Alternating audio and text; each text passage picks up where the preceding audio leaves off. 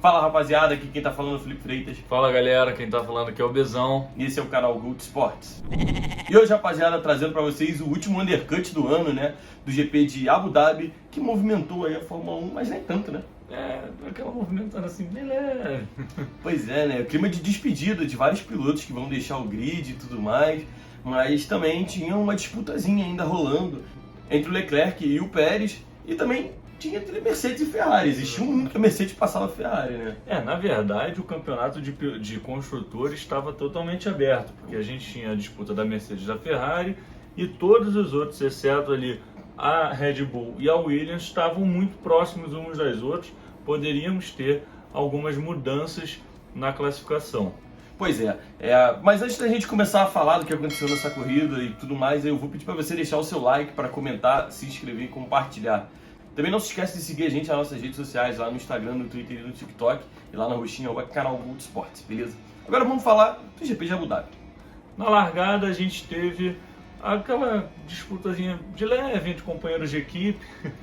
O Pérez que atacou o Verstappen, obviamente, ele precisava garantir uma boa posição em frente ao Leclerc, mas não conseguiu. O bicampeão mundial não estava nem aí para isso, e defendeu a posição. E a gente teve então as posições praticamente mantidas, né? Tivemos ali um lance mais acalorado da largada, que foi o toque do Hamilton com o Sainz. Sim. Que acabou gerando uma punição para o Hamilton. Sim. Que foi punido por ter saído da pista e ultrapassado o espanhol. Mas essa punição ele só devolveu a posição que tomou. Isso não durou muito, porque pouco tempo depois dele devolver, ele já ultrapassou. Então, não deu nada. Achei também exagerado, pra ser bem sincero. Acho que foi meio que um lance de corrida ali, mas... É bem parecido com o que aconteceu também no GP do Brasil, né? Uhum. Com ele e com o Verstappen. Pelo menos dessa vez eles mantiveram uma coerência, né? Exatamente. Que já é um avanço muito grande. E aí depois a gente parte para a regra. E aí então a gente vai para a janela de pitstops, né? Que foi o segundo momento quente ali da corrida, onde o Russell ele parou, né? E na saída ele quase bateu no Norris, cara. E esse lance lhe rendeu uma punição de 5 segundos. E aí a gente volta os olhos para a disputa entre Pérez e Leclerc, onde um erro da RBR comprometeu a corrida do Pérez, né? Que mudaria ali o desfecho do campeonato, né? A RBR que podia fazer ali, levar barba, cabelo e bigode, né? Título de construtores, de pilotos e ficar com o segundo lugar, né? Não ter dado chance para ninguém. Mas ela acabou tropeçando nas próprias pernas. Eu fiquei pensando sobre essa questão do erro, porque a RBR fez ali a estratégia que a própria Pirelli tinha dito, né? 2 paradas e tal. E acho que eles apostaram que todo mundo ia seguir. A questão foi que eles foram percebendo ali que o desempenho estava ok, dava para seguir com o Verstappen, né?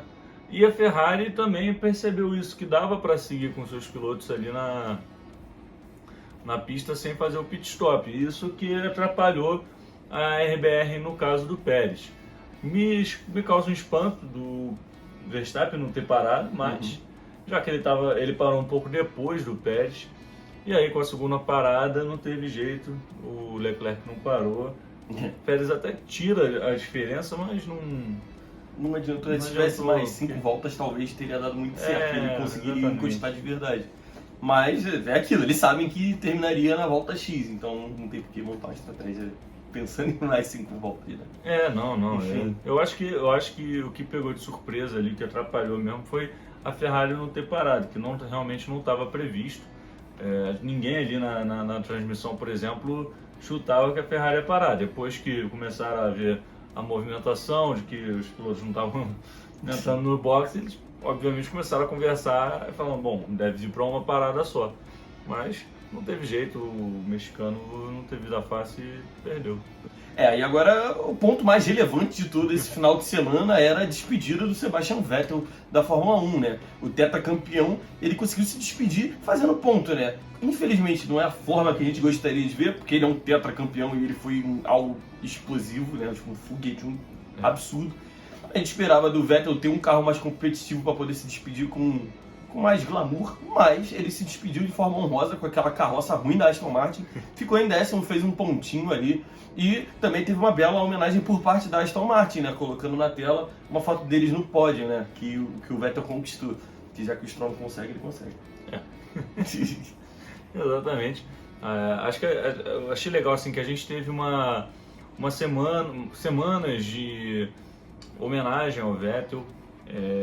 A gente está começando a ver uma geração que a gente viu nascer, Pois é. né? A geração do Vettel, do Hamilton, do Alonso, são gerações que a gente viu chegar na Fórmula 1, E agora ele viu embora. o auge e está vendo indo embora, e obviamente não estamos nunca preparados para isso. O Vettel é um cara que até teoricamente é novo, né? A gente tem Alonso aí com seus 40 anos, sei lá. O Hamilton quase 40. Quase 40. Raikkonen correu outros 40 e pouco. Raikkonen correu até os 40 e poucos. O Kubica também correu até tarde. Enfim, então a gente tem uma gama de pilotos que vai até tarde, mas o Vettel ele decide ali com 35 anos aproveitar a vida, aproveitar a família. Errado ele não tá, né? E fizeram, na verdade, grandes homenagens ao piloto, merecidas, e ele entregou bem. Pois é, entregou bem, ele fez uma corrida bem honesta, pra falar a real, cara, dentro da medida do possível. Quem também se despediu nesse final de semana foi Daniel Ricciardo, da McLaren, né? Mais uma separação aí um pouco traumática, né? Ninguém esperava que essa passagem do Ricciardo fosse ser tão ruim ali na McLaren. Além deles, Mick Schumacher também se despede da Haas, não vai continuar na Fórmula 1 pro ano que vem. E o Nicolas Latifi. Que se despediu em grande estilo. Em grande estilo, né? Não tem jeito, né? Do jeito que ele vem, ele vai. Exatamente. Deu uma batidinha. Mas justiça seja feita, a culpa foi do Mick dessa vez. Pois é. Mas de qualquer forma ele estava envolvido em Abu Dhabi. A vingancinha, né? Tipo... A hora que mostrou o Latifi batendo ali, tem certeza que o doutor falou, não é possível. De novo esse cara, não é possível, mano. Graças a Deus ele tá indo embora. Enfim. Eu acho que quem deu graças a Deus foi o Alonso. Alonso deu graças a Deus, ele não tá aguentando mais. Mas voltando ao assunto, né, a gente tem dois veteranos saindo, né, um provisoriamente, provavelmente o Ricciardo volta para alguma escuderia mais para frente, é bem possível que isso aconteça, né, e dois jovens, né, porque o Latifi agora tá na meia idade, mas o Mick é muito jovem ainda, né, e a Haas optou por um piloto mais experiente. A gente tem aí três casos distintos, né? O Ricciardo ele sai porque ele não tem entregado ali pelo menos umas 4 temporadas, né? Eu sei que o pessoal fala da temporada dele na Renault, que ele conseguiu pódios, até na própria McLaren ele conseguiu um pódio, uma vitória, enfim. Mas a verdade é que o desempenho no ano, que é o que conta, né? O campeonato de pilotos, para ajudar seu companheiro de equipe também, apesar de ser um esporte individual, pesou muito para que o Ricciardo não ficasse, porque foram 4 anos ali. Sempre assim, agora vai, e não vai. E principalmente essa passagem pela McLaren, porque na Renault a gente até viu, ele saiu de uma RBR e foi para uma Renault, é um downgrade bem grande, né, cara? Mas agora quando ele sai da Renault e vai para a McLaren, todo mundo fala, porque a McLaren vinha de campeonato muito bom com o Sainz e com o Norris. Então a gente esperava, agora ele pegou um carro maneiro, vai bater diferente. E o Norris mandou bem na primeira temporada dele juntos. O Norris foi muito bem, né? Não, mas principalmente na primeira que a McLaren tinha um carro melhor, ele mandou bem, ele ia bem, apesar do Ricciardo ter vencido a corrida, o Norris era muito regular. Já a segunda temporada, isso aí nem se comenta, o Norris deu uma lavada no Ricciardo, né? E foi pior ainda pro Ricciardo. E o desempenho deles era muito distinto. Muito distinto, É o mesmo carro, cara. Por mais que tenha aquela coisa, é o mesmo carro. Exatamente. Não dá pro resultado ser tão diferente como era. Um cara lá brigando no Q3 e um cara saindo no Q1, não tem como. E aí, assim, o Mick Schumacher, ele é um caso que ele dá muito desprezo para a equipe. Ele tem um nome interessante, que até pode trazer um patrocinador ou outro para a equipe. Ele não é um cara ruim, não é um piloto ruim, mas também não é um piloto excepcional. E ele dá muito prejuízo para a equipe. Eu diria que ele é um piloto do cacife da Haas, né, para falar a real. Ele cabe ali do patamar da Haas. Né? Mas dá pra entender também o porquê que a Haas quer um piloto mais experiente, como você disse. E ele dá muito prejuízo, né? Bate muito e tal. Pode ser que ele venha a melhorar esse ponto, mas tenho certeza que isso aí foi o que mais pesou pra Haas não segurar. Eu fiquei triste que eles chamaram o Hülkenberg que... você tá lá na Fórmula 1... Eu acho que é isso, né, cara? A Haas... sei lá. Tem o Pietro ali, ele podia ter entrado. Né? Cara, eu... ter uma visão assim, eu acho que é uma visão muito mais comercial, administrativa do que esportiva, sabe? Eles botam um cara que sabe que não vai dar um prejuízo para eles, talvez pensando num futuro, tipo, daqui a 2, 3 anos, botar um carro mais competitivo, segurando essa grana que seria gasta com o Mick, né? Entendeu? Eu só consigo ver isso. Porque não faz sentido trazer um piloto que, pô, nunca venceu corrida, nunca conquistou um pódio. Não é um piloto que é um cara... Não, é um cara pontuador. Ele vai agregar em alguma coisa, tipo, talvez na parceria com o Magnussen. Não, ele talvez seja um piloto num nível inferior do Magnussen. Então, tipo... uma coisa, ele tem alguma coisa, na verdade é essa. Deve ser um... Porque cara, mas eles não se chamam gostam, ele. né? Mas ele não se gosta. Mas Eu ia falar, ele é um cara bom de equipe. Ele é realmente, não tem muito caso de o Magnussen brigar com um companheiro. Mas ele não se bica com o Hülkenberg, não. O Magnussen disse que eles se resolveram, mas eu também acho difícil. Eu acho que a própria Fórmula 1, o Alonso e o Ocon, eles se davam bem no início da temporada. Pois é. Cara, quer ver um exemplo? O Hamilton e o Alonso, cara, que vivem fazendo entrevista elogiando um ao outro, mas eles sempre que tem um probleminha, eles já começam a lavar roupa suja. Ou seja, tipo, é sempre aquela coisa, aquela política da boa vizinhança, né? Exatamente. E aí, enfim, chama o Hülkenberg. E assim, ele deve ter alguma coisa que a gente não sabe também. Ele deve ter alguma coisa ali, porque as equipes chamam ele. A Aston Martin chamou o Hülkenberg para substituir seus pilotos, a Haas também chamou, ele está sempre com o nome ali no paddock, então ele tem alguma coisa que a gente não sabe. Talvez ele seja um cara de desenvolvimento de carro que a gente não faz ideia. Alguma coisa ele tem. E a última saída é do Latifi, que, pô, desculpa, nunca teve condição. Cara, só tinha dinheiro. É bizarro, porque o Mazepin conseguiu ofuscar bem na primeira temporada a falta de qualidade que o Latifi tem, cara. Cara, é absurdo. Conseguiu mesmo. E além dele ter estragado um campeonato. Junto com o Michael Masi, mas ele estragou. Ele tem parte, tem culpa no cartório. Ele bateu sozinho. Exatamente. Várias vezes. Pois é, né? Enfim. O Latifi ele não tem assim, uma justificativa para você deixar ele na Fórmula 1. Ele é um perigo. Ele, com o teto de gás, ele tinha um lugar garantido, que era o que acontecia. Com o teto de gás, não. Sem o teto de gás, ele tinha um lugar garantido, que era o que acontecia. Né? Pra quem fala aí que às vezes as decisões da FIA não tem... Eles conseguiram justamente o que eles queriam, que é tirar os bilionários dali, né? O único que vai ficar é o Stroll, porque ele é dono de uma escuderia. Ele não paga pra correr, ele é dono da corrida, entendeu? Mas aí o papai Stroll não sabe brincar também, né? Tudo bem, mas tipo, é um caso diferente, sabe? Tipo, o cara que é dono da... Mas também é aquilo, né? No dia que eu der na telha do pai, que não quer mais aquilo ali que vai dar prejuízo pra ele, ele vai ser o primeiro a ser demitido. Acho que ele não vai tomar prejuízo, não. Não, te falando, não quero mais essa dor de cabeça. Ele vai vender, mas aí vai vender quando o filho quiser se aposentar. Não sei. Ou deixa o Stroll. Tu vai pro administrativo, tá promovido, cara. Tu vai sair de piloto agora, tá diretor executivo disso aí. Deixa eu ver se Show. CEO o Stroll. Vai ver, talvez ele tenha mais talento lá do que na pista, né? Enfim. Mas é só pra gente terminar esses assuntos aí. A única notícia boa que a gente pode ver é que talvez o Ricardo não saia 100% do grid, porque a Red Bull não anunciou oficialmente, mas Helmut Marko, o Christian Horner falaram que o convite foi feito. Se o Ricardo quiser ser o terceiro piloto da equipe, piloto reserva, ele vai ser. Só falta assinar. Acredito que ele vai ser. Essa decisão acho que pesou, hein? Depois dessas 2 últimas corridas, essas declarações aí do Pérez e do Verstappen. Será? O Ricardo Verstappen tem um relacionamento muito bom. Sim, por mais que eles tinham disputado muito tempo contra um ou outro, era muito bom. Eles se davam bem. Eu acho que o Ricardo já entendeu o papel do Verstappen na RBR, porque esse foi o grande problema. Ele tá aí a prova. Não, esse foi o grande problema, né?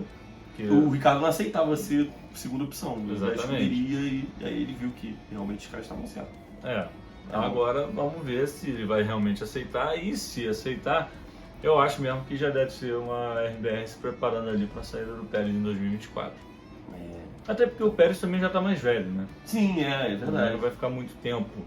E também não vai justificar a RBR insistir muito tempo. Cara, é perfeito para a RBR. Na real, é bem confortável o Ricardo ali, até porque se os problemas aumentarem, eles têm um piloto pronto ali, experiente, muito bom, para estar no lugar do Pérez. É isso. Agora eu vou passar a tabela do Mundial de Pilotos da Fórmula 1 de 2022, a definitiva. Em primeiro, Max Verstappen com 454 pontos. Em segundo, Charles Leclerc com 308 pontos. Em terceiro, Sérgio Pérez com 305 pontos. Em quarto, George Russell com 275 pontos. Em quinto, Carlos Sainz com 246 pontos. E em sexto, Lewis Hamilton com 240 pontos. Em sétimo, Lando Norris com 122 pontos. Em oitavo, Ocon com 92 pontos. Em nono, Fernando Alonso com 81 pontos. E em décimo, Valtteri Bottas com 49 pontos. E agora eu vou passar a tabela de construtores, né? Depois de todas as definições. A Red Bull é campeã com 759 pontos, já estava definido. E a Ferrari conseguiu assegurar o segundo lugar com 554 pontos.